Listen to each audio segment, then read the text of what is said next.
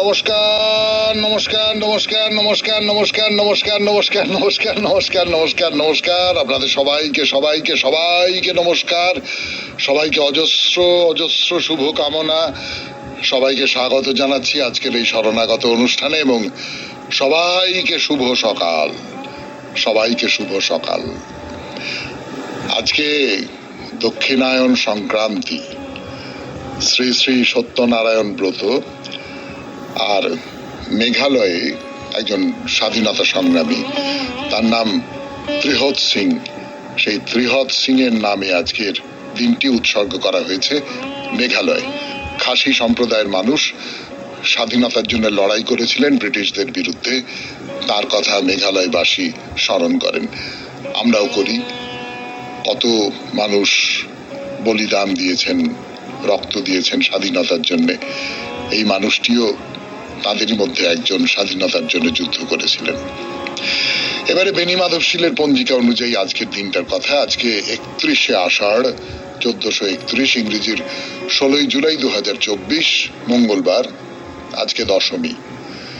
সূর্যোদয়ের সময় ভোর 5:04, সূর্যাস্তের সময় সন্ধে 6:22। নক্ষত্র বিশাখা। জন্মে তুলা রাশি, শূদ্র বর্ণ, মতান্তরে ক্ষত্রিয় বর্ণ, রাক্ষসগণ। অপরাহ্ন 5:48 গতে বৃশ্চিক রাশি, বিপ্রবর্ণ। রাত্রি 12:15 গতে দেবগণ। আমাদের হোয়াটসঅ্যাপে চিঠি পাঠাবার নাম্বার 9831922927। চিঠির গোড়ায় অতি অবশ্যই SG লিখতে হবে। এবারে তাহলে আজকের অনুষ্ঠান সূচি। প্রথমে পুরাণ চিরন্তন। পুরাণ চিরন্তনে বিশ্বামিত্র আর বশিষ্ঠের মধ্যে যে বিরোধ, যে বিরোধটাকে অনেক পণ্ডিত ব্রাহ্মণ আর ক্ষত্রিয়ের মধ্যে বিরোধ বলে মনে করেছেন, সেই বিরোধের কি বলবো, বলি হলেন রাজা হরিশ্চন্দ্র। এবং সেই হরিশ্চন্দ্রের গল্পের একেবারে চূড়ান্ত মুহূর্তে এসে পড়েছি আমরা, চূড়ান্ত নাটকীয় মুহূর্ত, যেখানে হরিশ্চন্দ্র শ্মশানে চণ্ডালের কাজ করছেন এবং তার স্ত্রী শৈব্যা, তিনি দাসী হয়ে গেছেন। পুত্র রোহিতাশ্ব সাপের কামড়ে মারা গেছে, তাকে নিয়ে শ্মশানে এসেছেন, কিন্তু পয়সা না দিলে তো মরা পোড়ানো যাবে না, এমনকি পুত্রের মৃতদেহ পোড়ানো যাবে না। এই নিয়ে দুজনে হাহাকার করছেন। এইরকম একটা জায়গায় এসে পৌঁছেছি আমরা।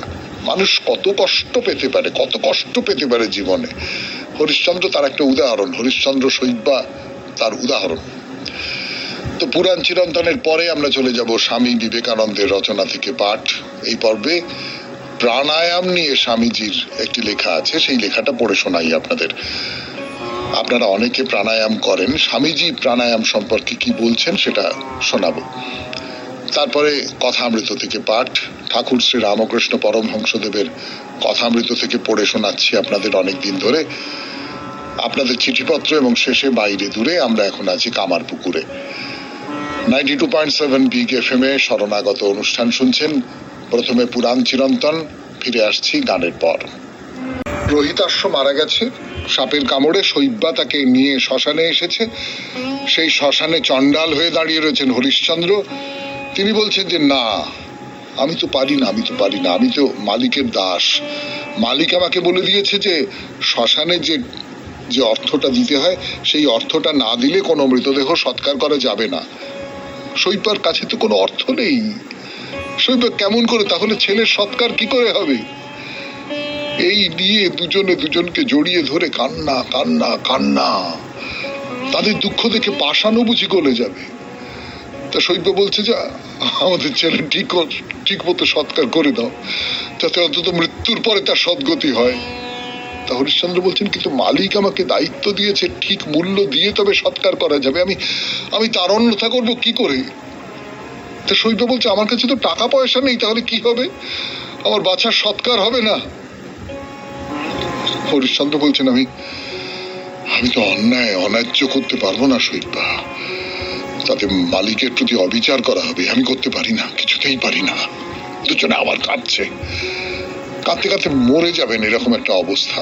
এর মধ্যে শৈব্যা কখন অজ্ঞান হয়ে গেছে, আর পড়ে থাকা মা ছেলের সামনে হাঁটু গেড়ে চোখ বন্ধ করে প্রার্থনার ভঙ্গিতে বসে আছেন হরিশ্চন্দ্র। হঠাৎ চোখ খুলে দেখলেন সামনে দাঁড়িয়ে আছেন ঋষি বিশ্বামিত্র, তার পাশে শ্মশানের সেই মালিক। তিনি বললেন, হরিশ্চন্দ্র, তোমার কাজে আমরা সন্তুষ্ট হয়েছি। আমি এই শ্মশানের প্রভু নই, আমি স্বয়ং ধর্মরাজ যম। বিশ্বামিত্রের অনুরোধে তোমাকে পরীক্ষা করবার জন্যই ছদ্মবেশে এসব করেছি।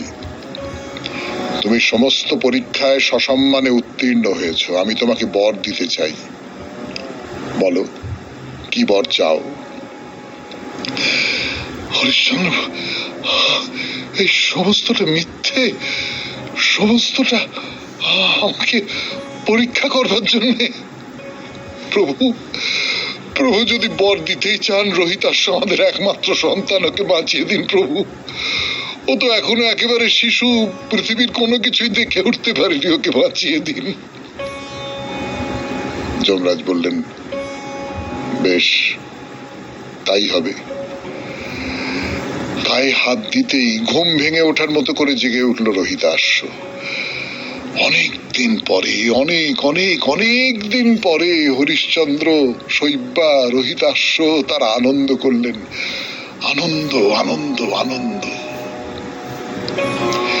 এই যে গল্পটা, এই গল্পটা আমাদের একটা জিনিস শেখায়, জানেন তো, যে খুব কষ্ট আসে জীবনে, খুব দুঃখ আসে, মনে হয় একেবারে পাথরের মতো চারদিক গেঁথে ফেলেছে, এখান থেকে বেরোনোর কোনো উপায় নেই।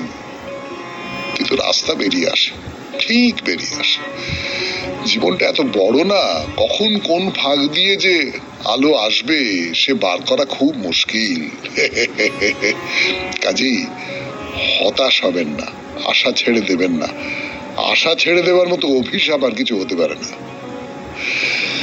92.7 বিগ FM এ শরণাগত অনুষ্ঠানে শুনছেন পুরাণ চিরন্তন। হরিশ্চন্দ্রের গল্প বললাম, কিন্তু হরিশ্চন্দ্রের গল্পটা আসলে অন্য একটা গল্পের অংশ, বশিষ্ঠ আর বিশ্বামিত্রের লড়াই। দেখা যাক এর পরে কি হয়, গানের পর।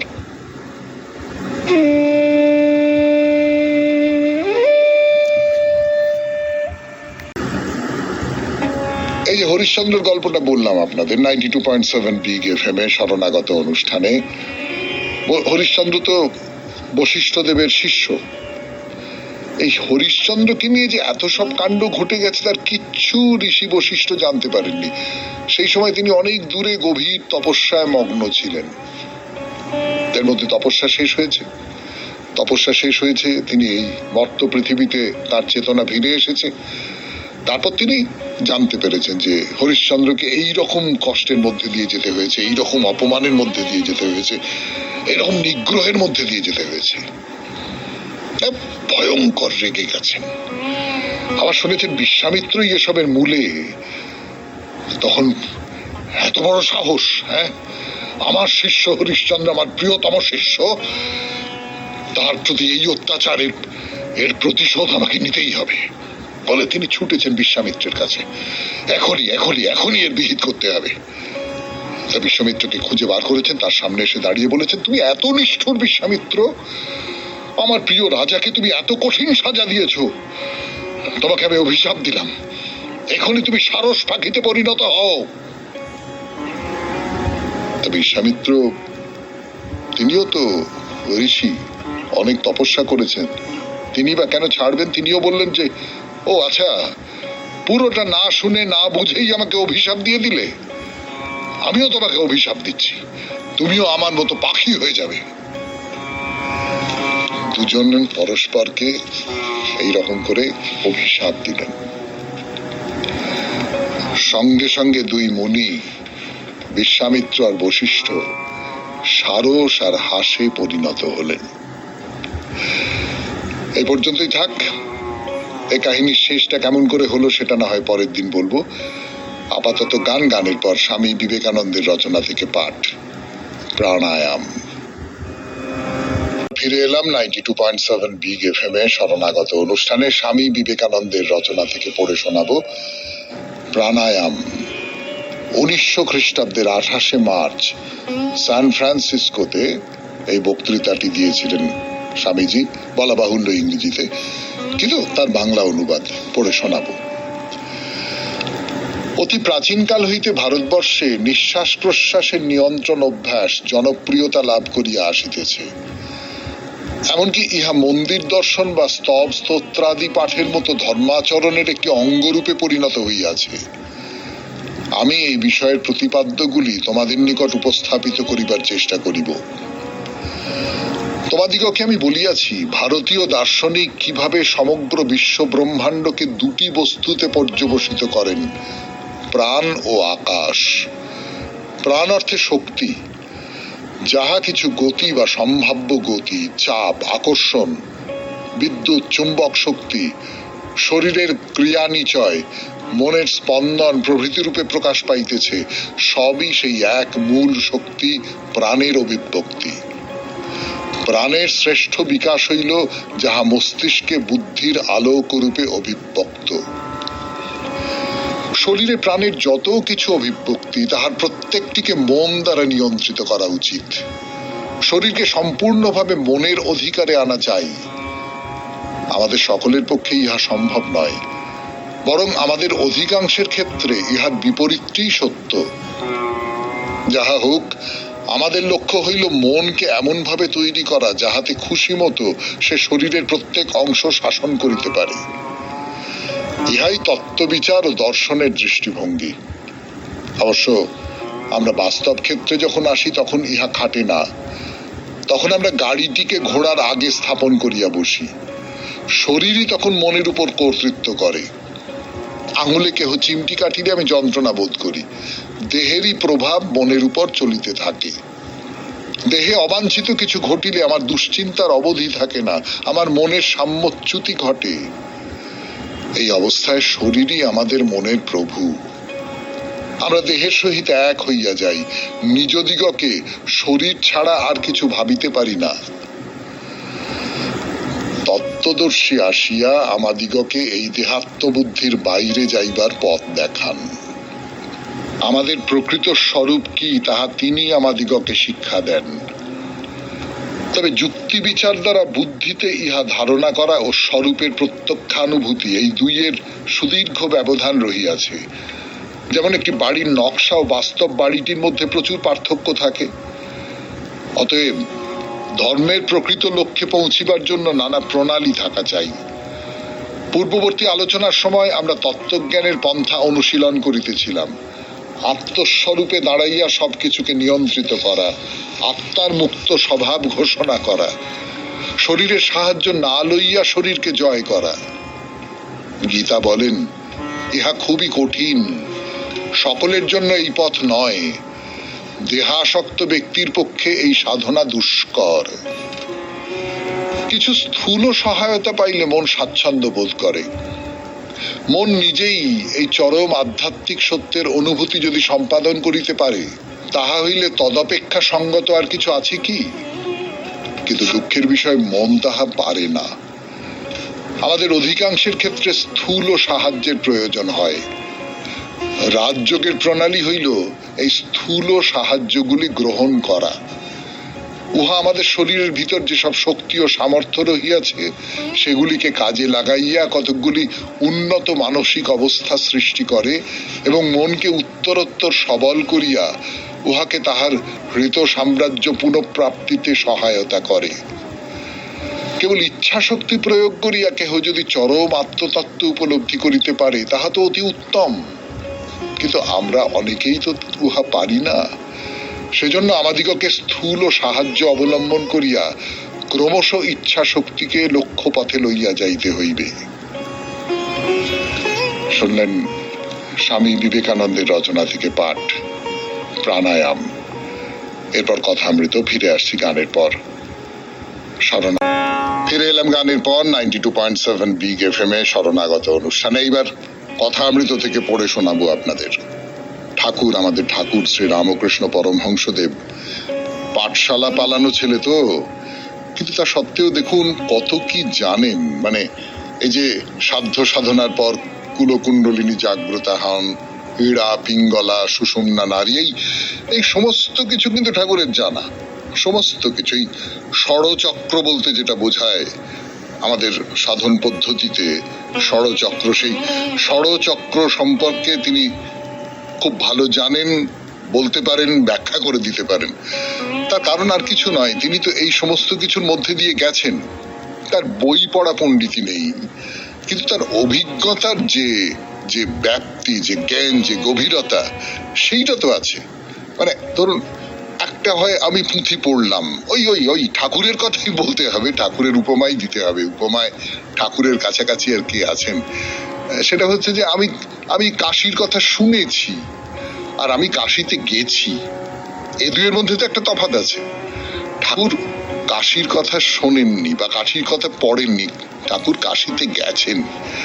তার ফলে তিনি যখন ব্যাখ্যা করেন, সেই ব্যাখ্যার একটা অন্য রকমের মাত্রা তৈরি হয়, তিনি নিজের জীবন দিয়ে সেটাকে ব্যাখ্যা করতে পারেন। তো এই যে ষড়চক্রের কথা বলছিলাম, এই যে ষড়চক্রকে বেদমতে ভূমি বলে, সপ্ত ভূমি বলে, হৃদয় হচ্ছে চতুর্থ ভূমি, অনাহত পদ্ম দ্বাদশ দল, বিশুদ্ধ চক্র হচ্ছে পঞ্চম ভূমি। এখানে মন উঠলে কেবল ঈশ্বর কথা বলতে আর শুনতে প্রাণ ব্যাকুল হয়। এই চক্রের স্থান কণ্ঠ। ওই যে ঈশ্বর কথা বলতে আর শুনতে প্রাণ ব্যাকুল হয়। আমি যখন শুনি কোনো কথা, আমি যখন শুনি, আপনারা যখন শুনছেন আমার কথা, তখন তো এই কথাগুলো আপনি বলছেনও বটে, মানে আপনার মন বলছে, আপনার হৃদয় বলছে। আমার বলা এই কথাগুলো আপনার মনের মধ্যে যখন অনুরণন তুলছে, যদি তোলে, তাহলে সেটা কোনোভাবে আপনার কণ্ঠের সঙ্গে তার একটা সম্পর্ক তৈরি হচ্ছে, সংযোগ তৈরি হচ্ছে। আমি যদি খুব সোজা করে বলবার চেষ্টা করি, সেই কথাগুলো আপনার কথা হয়ে উঠতে পারছে। কাজে এই যে চক্র, এই চক্রের স্থান হচ্ছে কণ্ঠ, ষোড়শদল পদ্ম। যার এই চক্রে বোন এসেছে, তার সামনে বিষয় কথা, কামিনী কাঞ্চনের কথা বলে ভারী কষ্ট হয়। ওই রকম কথা শুনলে সে সেখান থেকে উঠে যায়। অর্থাৎ সাধনার এমন একটা পর্যায়ে, যে পর্যায়ে বিষয় কথাটা বিষের মতন লাগে, মনে হয় এসব কি নোংরা কথা। মানে দেখবেন অনেক সময় লোকে খুব অশ্লীল কথা বলে, তো অশ্লীল কথা বলে, বাজে কথা বলে, বা অনেক সময় পরনিন্দা পরচর্চা করে, অনেক সময় লোকজন সম্পর্কে নানা রকম কেচ্ছার কথা বলে আনন্দ পায়। এরকম কিছু মানুষ তো আছে। আপনি দেখবেন সেইখানে থাকলে না, আপনার ভেতরে কোথাও একটা অস্বস্তি হবে। আপনার মনে হবে যে না না, এইখানে থাকা যায় না, আমি এখান থেকে চলে যাই, এইরকম একটা মনে হবে। এইটা মনের একটা অবস্থা, একটা মানসিক বিশেষ অবস্থা, এইটা তৈরি হবার কথা বলছেন ঠাকুর। তারপরে ষষ্ঠ ভূমি, আজ্ঞা চক্র, এটা হচ্ছে দ্বিদল পদ্ম।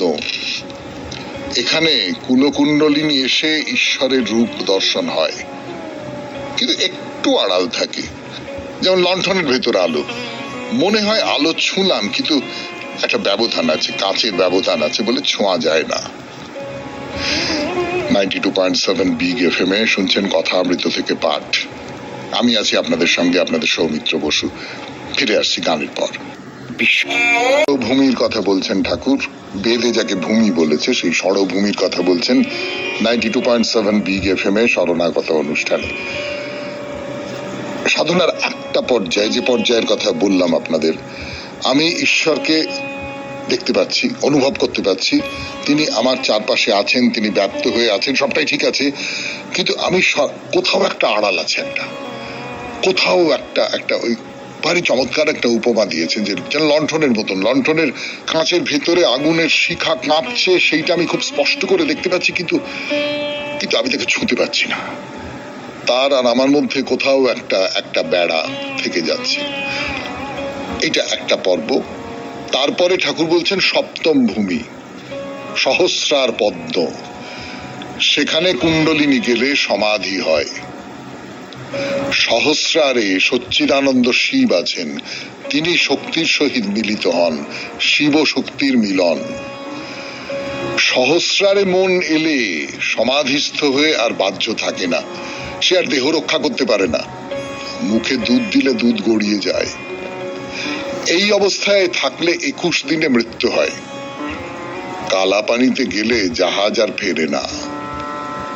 একটা সময় তো এরকম একটা সংস্কার ছিল যে সমুদ্রে যদি কেউ যায়, কালা পানি, সে কালাপানি পার হতে নেই, এরকম একটা সংস্কার ছিল। তার কারণ সমুদ্রে নানান রকম ডাকাতি ইত্যাদি ইত্যাদি উপদ্রব ছিল, তার ফলে বাঙালি অনেকটা গুটিয়ে গিয়েছিল, নিজের ভেতরে গুটিয়ে গিয়েছিল। তখন এই সমস্ত সংস্কারগুলো তৈরি হয়েছিল যে কালাপানিতে যেতে নেই। তো এই কালাপানিতে গেলে জাহাজ আর ফেরে না। একবার যদি কোনো মানুষ সাধনার সেই স্তরে গিয়ে পৌঁছন, তখন আর তার কোনো জ্ঞান থাকে না। এবং ঠাকুর বলছেন যে 21 দিন যদি সেই জ্ঞানহীন অবস্থায় থাকে, 21 দিন যদি সেই রকম সেই লোকে থাকে, সেই সমাধিস্থ হয়ে থাকে, তাহলে মৃত্যু হয়ে যায়, তারপর শরীর আর নিতে পারে না। ঈশ্বর কোটি অবতারাদি এই সমাধি অবস্থা থেকে নামতে পারে। তারা ভক্ত নিয়ে থাকে, তাই তারা নামতে পারে। তিনি তাদের ভিতর বিদ্যার আমি, ভক্তের আমি, লোকশিক্ষার জন্য রেখে দেন। তাদের অবস্থা যেমন ষষ্ঠ ভূমি আর সপ্তম ভূমির মাঝখানে বাজ খেলা। সমাধির পর বিদ্যার আমি কেউ কেউ ইচ্ছে করে রেখে দেন। সে আমির আঁট নেই, রেখা মাত্র। অর্থাৎ যে মুহূর্তে আমার সমাধি হলো, সেই মুহূর্তে তো আর আমি রইলাম না, আমি তো মুছে গেলাম। কিন্তু কখনো কখনো কাউকে, যেমন ঠাকুরকে রেখে দেওয়া হলো, যেমন স্বামী বিবেকানন্দকে, যেমন এইরকম মানুষজন যারা আছেন, যাদের অবতার বলে মনে করি আমরা, তাদের ভেতরে তারা খুব অনায়াসে ওই যে অবস্থা, সাধনের ওই যে অবস্থা, সেখান থেকে আবার এই যে বাইরের যে পৃথিবী, তার মধ্যে একটা চলাচল করতে পারেন। তার কারণ তারা তাদের অভিজ্ঞতার কথাটা বাইরের পৃথিবীকে শোনাতে পারেন। সেই অভিজ্ঞতাটা শোনানোর মধ্যে দিয়ে তারা শিক্ষা দিতে পারে। শুনছেন কথামৃত থেকে পাঠ 92.7 বিগ FM এ শরণাগত অনুষ্ঠানে। এরপর গানের পর আরো খানিকটা পাঠ। ফিরে আসছি আমি, আপনাদের সৌমিত্র বসু। কথা বলছি, কথামৃত থেকে পড়ে শোনাচ্ছি আপনাদের 92.7 বিগ FM এ শরণাগত অনুষ্ঠানে। ঠাকুর কি বলছেন? হনুমান সাকার নিরাকার সাক্ষাৎকারের পর দাস আমি রেখেছিলেন। তিনি সাকার নিরাকার সবটা দেখেছেন, কিন্তু দেখে আমি তার দাস, এইভাবে তিনি নিজের যে জাগতিক পরিচয়, সেই জাগতিক পরিচয়টা রেখে দিয়েছেন। নারদাদি, সনক, সনন্দ, সনাতন, সনৎ কুমার, এরাও ব্রহ্মজ্ঞানের পর দাস আমি, ভক্তের আমি, এই পরিচয়টা রেখেছিলেন। এরা জাহাজের মতো, নিজেও পারে যান, আবার অনেক লোককে পার করে নিয়ে যান। সেই যে গল্প, যে একটা পাঁচিলের ওপারে কি আছে, একজন পাঁচিল বেয়ে ওপরে উঠে দেখে বলল পাঁচিলের ওপারে, বলে লাফ দিয়ে ওপারে চলে গেল। এই একটা লোক হতে পারে। আর একটা লোক পাঁচিলের ওপরে উঠে বলল যে কি দারুণ, কি সুন্দর, ইত্যাদি ইত্যাদি সব বললো, বর্ণনা করলো, তারপর চলে গেল সেই দিকে। আর একজন লোক, সে উঠে আর একজনকে হাত ধরে তুললো।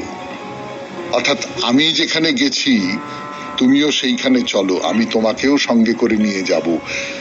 এই যে সঙ্গে করে তোমাকেও নিয়ে যাব, এই মানুষ হচ্ছেন ঠাকুর শ্রী রামকৃষ্ণ পরমহংসদেব, এই মানুষ হচ্ছেন শ্রী চৈতন্যদেব। তারা একই সঙ্গে মানুষকে উদ্ধার করবারও চেষ্টা করে। তো নিজের কথাই বলছেন ঠাকুর, বলছেন পরমহংস নিরাকারবাদী আবার সাকারবাদী। নিরাকারবাদী যেমন ত্রৈলঙ্গ স্বামী, এরা আপ্তসারা, নিজের হলেই হলো। ব্রহ্মজ্ঞানের পরেও যারা সাকারবাদী, তারা লোকশিক্ষার জন্য ভক্তি নিয়ে থাকে। যেমন কুম্ভ পরিপূর্ণ হলো, এবার অন্য পাত্রে জল ঢালাঢালি করছে। অর্থাৎ আমার কলসি পূর্ণ হয়ে গেছে, এবারে আমি বাদ বাকি যে জলটা সেটা অন্য কলসিতে ঢেলে দিচ্ছি, অন্য মানুষের মধ্যে এই চেতনা সঞ্চার করে দিচ্ছি। শেষ হলো কথামৃত থেকে পাঠ 92.7 বিগ FM এ শরণাগত অনুষ্ঠানে। এখন গানের পর আপনাদের চিঠিপত্র। গানের পর 92.7 বিগ FM এ শরণাগত অনুষ্ঠানে এখন আপনাদের চিঠি পড়ার পালা। আজকে যে চিঠিটি পড়ব সেখানে পত্রলেখক নিজের নাম দেননি। এইটা ইদানিং দেখতে পাচ্ছি, বেশ কয়েকটা চিঠিতেই দেখলাম যে যিনি চিঠি লিখেছেন তিনি তার নিজের নাম দিচ্ছেন না, কেউ কেউ বলেই দিচ্ছেন যে না আমি নাম দেব না। এখানে অবশ্য সেই রকম কিছু বলা নেই, নাম দিতে ভুলে গেছেন না ইচ্ছে করে নাম দেননি সেটা বুঝতে পারবো না। যাই হোক, আমি চিঠিটা পড়ি। শ্রদ্ধেয় সৌমিত্র বাবু, একটা জিনিস আমি দেখলাম, যে যেমন স্বভাব নিয়ে জন্মায় এবং নিজের পরিধির মধ্যে আয়ত্ত করে, সেটার মধ্যে খারাপ কিছু থাকলে সংশোধন করা মুশকিল, কিংবা করা যায়ই না বেশিরভাগই, আমি বুঝি। খুব কম সংখ্যক পারে খারাপটা বাদ দিয়ে শুভ জিনিসটা গ্রহণ করতে। তাই নিজের থেকে চেষ্টা ছাড়া কেউ পারে না কাউকে সৎ বুদ্ধি দিতে। আমি নিজেও তাই বুঝি। এই এত কুসংস্কার, মানুষের মধ্যে বৈষম্য, ধর্ম নিয়ে ভেদাভেদ, সততার অভাব, বিদ্বেষ, এমন নানান বদ স্বভাব মানুষকে, তা তো জানা যায় না। সে নিজেও জানে সঠিক নিজেকে। আমাদের মনীষীগণ, মহাপুরুষ এবং আমাদের মধ্যে জ্ঞানীগুণী মানুষ, আপনারাও সবার মাঝখানে বলে থাকেন সৎ উপদেশ। সবাই ভাবে আমাকে তো বলছে না। কিছু তার মধ্যে বুঝতে পেরেও লজ্জিত, আবার পাল্টানো কেমন কেমন, খুবই অল্প চেষ্টা করে। তাই তো এটা তো ভাবিনি। ঢেটা আর গোড়া মানুষজন আমরণ জানে আমার থেকে বুদ্ধিমান কেউ নেই। নিরক্ষর মানুষজন নিয়ে তো আলাদা করে বলার নেই, কেউ ভীতু, কেউ বেপরোয়া। এক ভগবান যদি অদৃশ্য হয়ে বুদ্ধি দিয়ে কাউকে কাউকে সঠিক পথে না হলেও স্বাভাবিক তৈরি করতে পারেন, বহু ক্ষেত্রেই তাই। সামান্য একজন জেনে শুনে দেরিতে কর্মস্থলে যাবেই। কেউ বুঝছে সবাই খারাপ ভাবে, সুন্দর ব্যবহারে অভ্যাসটা ঠেকিয়ে রাখে, কিন্তু কেউ সংশোধনের তালিকায় হবেই না। উন্নত কি উন্নতির পথে গোটা দুনিয়া যে যতই নিজেকে পণ্ডিত ভাবুক, গো তার নিজস্ব। সব দেশে রামমোহন বিদ্যাসাগর মহাশয় কিছু তো ছিলেন, সেই ভাঙিয়ে পৃথিবী নিজেকে ধরে রেখেছে। বৃথাই তাই উলুবনে মুক্ত ছড়ানো। যা বুঝেছি বললাম আপনাকে। সততা ঠিক পড়াশোনা, সব বয়সে চালিয়ে যাওয়ার মতো। আপনাদের আলোচনায় মাথায় জংটা অন্তত ধরবে না। আমার সশ্রদ্ধ প্রণাম নেবেন। ভগবান সুস্থ রাখুন, মঙ্গল করুন সবাইকে। আন্তরিক শুভেচ্ছা, ভালোবাসা বন্ধুদের। বোঝা যায় যে একটা রাগের জায়গা থেকে লিখেছেন, একটা ক্ষোভের জায়গা থেকে এই চিঠিটা লিখেছেন পত্রলেখক। আমি আপনাকে একটা কথা বলবো, মানে আপনাদের সকলকেই তো বলছি। সেটা হচ্ছে যে আমি একটা উপদেশ দিলাম, তার ফলে একজন ভালো হয়ে গেলেন, এটা সাধারণত হয় না। সাধারণত যেটা হয় যে নিয়মিত যদি উপদেশ না, নিয়মিত যদি ভালো কথা, ভালো কিছু শুনতে শুনতে শুনতে শুনতে শুনতে শুনতে না মনের মধ্যে এক ধরনের পলি পড়ে। মনের মধ্যে ওই যে খারাপ জিনিসগুলো সরে যেতে থাকে। তো এইটা খুব জরুরি, এই যে আস্তে আস্তে আস্তে আস্তে সরে যাওয়াটা, সরে গিয়ে তার জায়গায় ভালো কিছু আসে, অন্তত সেই চেষ্টাটা আমরা করি। এটা একদিনের ব্যাপার নয়। কখনো কখনো একদিন হয়, তার মনটা যদি খোলা থাকে, তাকে যদি বলা যায় যে না এটা তুমি এই এই কারণে অন্যায় করলে, বকলে হয় না। বকলে আমার ধারণা মানুষ আরো জেদি হয়ে যায়। এই যে যদি বুঝিয়ে দেওয়া যায়, তাহলে সে কিন্তু কোনো কোনো ক্ষেত্রে, খুব অল্প ক্ষেত্রেই হয়তো সে নিজেকে সংশোধন করে নিতে পারে। যাই হোক, আপনার চিঠিটা একটা খুব জরুরি চিঠি, মানে আমাদের আচার আচরণ সংক্রান্ত একটা খুব জরুরি চিঠি বলে আমার মনে হলো, সেজন্য পড়লাম। আপনাকে অনেক ধন্যবাদ। আপনার নামটা বলা হলো না বা জানা গেল না। এরপর বাইরে দূরে 92.7 বিগ FM এ শুনছেন শরণাগত। গানের পর ফিরে এলাম 92.7 বিগ FM এ শরণাগত অনুষ্ঠান শুনছেন। আমি আছি আপনাদের সঙ্গে, আপনাদের সৌমিত্র বসু। আপনি ধরুন কোথাও একটা যাচ্ছেন, যেতে যেতে পথে তো নানান রকমের দৃশ্য পড়ে। তা সেই সব দৃশ্যের সামনে আপনি কি দাঁড়িয়ে পড়বেন? দুদণ্ড চেয়ে দেখলে বেশ হয় বলে তাকিয়ে থাকবেন, নাকি দেখলেন ভালো লাগলো, কিন্তু ওই সময় যে নেই, সময় যে নেই বলে হনহন করে পার হয়ে চলে যাবেন? আপনাদের সৌমিত্র বসু এতদিনে হাড়ে হাড়ে বুঝে ফেলেছেন নিশ্চয় মোটেই হুড়ো তাড়া করে চলে যাওয়ার মানুষ নয়। যদি তার কোথাও দাঁড়িয়ে যেতে ইচ্ছে করে সে দাঁড়িয়েই যাবে, ঠেলা মারলেও এগোবে না। এ কথা কেন বলছি, ওই যে কামারপুকুরে গোপেশ্বর শিবের মন্দিরের সামনে এসে দাঁড়িয়েছি আমরা, তা মনে হলো এই যে শিবের নাম গোপেশ্বরের ব্যাখ্যাটা কি সেইটা আপনাদের একটু বলে নি। এর আগের দিন সেই ব্যাখ্যা করছিল, মনে আছে নিশ্চয়ই। মহাদেব গোপীদের রাসলীলা দেখবার জন্য মণ্ডলের ভেতরে ঢুকে পড়বার চেষ্টা করেছিলেন, গোপীরা তাকে আটকালো যে কৃষ্ণ ছাড়া আর কোনো পুরুষের এখানে প্রবেশ নিষেধ।